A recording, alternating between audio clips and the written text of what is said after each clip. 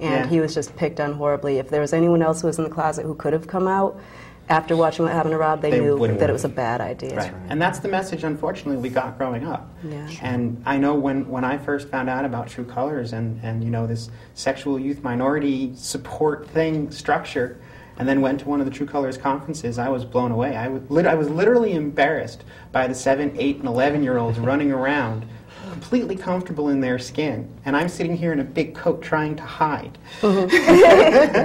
Yeah. Whole change of perspective when you realize that the kids nowadays are getting a much better shape because of the effort folks like you are putting in.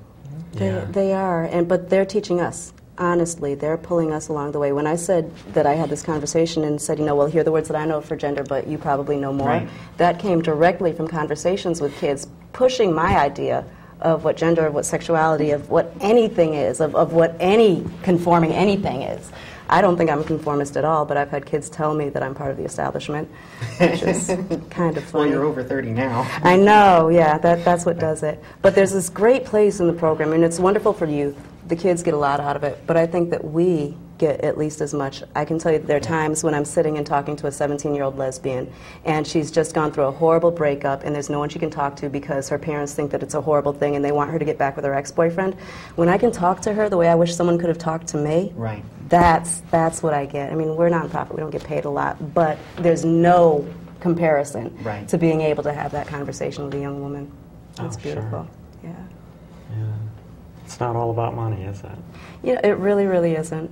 Yeah. I wish everyone else could get to a place of understanding that it isn't. Yeah. But it's because of organizations and groups and people getting out there that you can create the space that these kids can exist in to teach you. Yes. You know, and just having that space for them. There was a story on This American Life's radio show this weekend. Yep. You look like you heard it. I had to park my car and cry. There's these 2 8-year-old trans kids that met at a conference for the first time. I put a link to it on our website. Oh, cool. It's a touching story. It's almost heart-wrenching too that here these 8-year-old kids that have so much courage. One of them, her father shaved her head the day before she went to school as a girl, and her mom was trying to support her. And do you want me to go in? No. And she walked into school the first day of school as a girl with a shaved head. Wow.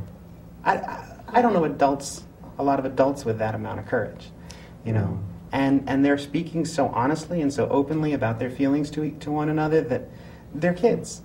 They haven't developed a lot of these defense mechanisms, and it was just amazing. They are who they are, which is where whenever the argument comes up about, well, the children, what are we going to tell their children? You can be whoever you want, you can wear whatever you want, but when the kids come around, you somehow have to pull it together in some other way, and kids get it. Oh yeah. Kids are resilient. They're resilient, and it's when they haven't had all of our crap thrown on top of them. Right. You can tell them who you are, and they've got it, and they can just take it and keep going. Absolutely. But we put so much of our own nonsense on children. At a younger age, I think kids accept what they're given. Mm-hmm. And when you get to somebody in their teens, I think they can understand better. They can almost empathize in most cases. Yeah. So it's like you got to give kids the chance. Yeah. Give them the chance, give them the information, and see what they do with it. Yeah. And don't put them in a situation where they're having to build parts of their identity on a foundation of it's not okay for you to be gender nonconforming. If you teach kids that that's the legitimate way to be when you're young, and you are who you are, not you're a cookie cutter boy, you're a cookie cutter girl, and if you're not one of those things, the ground's not stable, they're going to be a lot happier as they get older and deal with whatever their identity turns out to be. That goes for all kids. Yeah. Very often, the conversations that we have in our program, in our group, the conversations that we have with the GSAs, with the Gay Straight Alliances, I wish were happening, on the boys' soccer field. I wish they were happening in the robotics club. I wish they were happening in the chess club. Yeah. Because once you break it all down to, we're all here on this earth, and whoever it is that you are on this earth is who you are on this earth, then kids get it. We do, once a month, we have a big meeting with the kids in our program, and we always break down the L, the G, the B, and the T. And I always say the L comes first when I do it because I'm a lesbian, so therefore it's got to be first. Whatever your letter is, put that one first and call it a day there.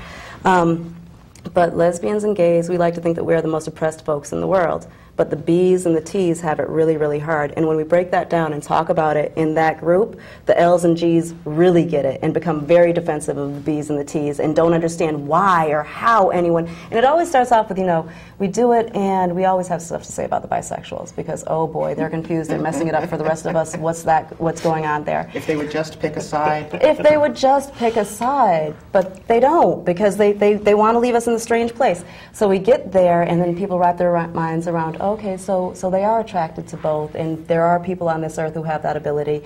And then we get to the T's and that always starts off with, well, the T is a man who wants to have a sex change. And then we break it down and then we get into, well, this big umbrella of what is a T, and everyone in the room can in some way, shape, or form find the T in them. Right. And then we get to a place of, okay, well, we need to protect our T's too. So our B's and T's are very, very well protected.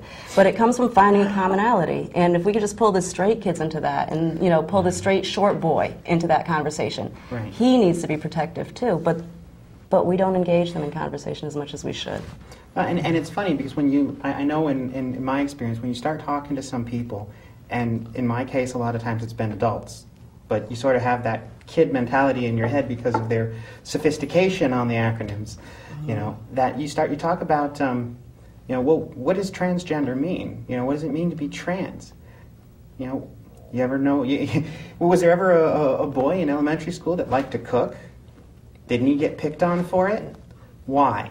Because that was a girl activity, yeah. You know. It doesn't have to be so, like you were saying, it doesn't have to be so dramatic. There's this whole space that people can recognize it in themselves.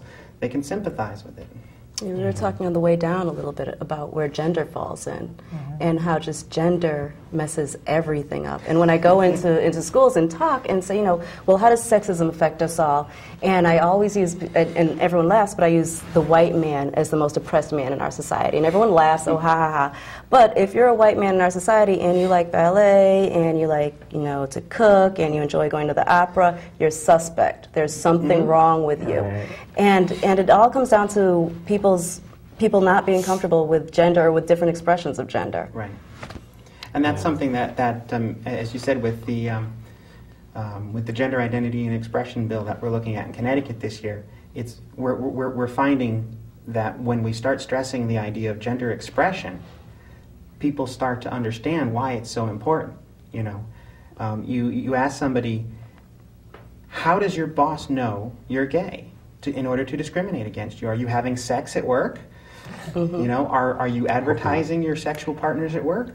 Or is it your behavior? You know, that you know, an effeminate man must be gay. Yeah. And people start to understand when you start explaining things to them, but they walk into it with this huge misunderstanding. Oh, yeah. Yeah, the strong woman must be a strong woman must be yeah. The world is so full of misconception. It's bizarre. But and the kids, I think the kids are better, much better about that. You know, I think they really come into things with an open mind. You know, they're not. Well, I mean, we haven't had time to pollute their minds, obviously. Well, I personally have never polluted anybody's mind, but society does. It really does. One thing I like about the gender identity and expression bill that we have in the legislature is it would protect people's right to an education, among many other things, including jobs and housing and public accommodations, you know, credit, state licenses. But education is key because people need to have access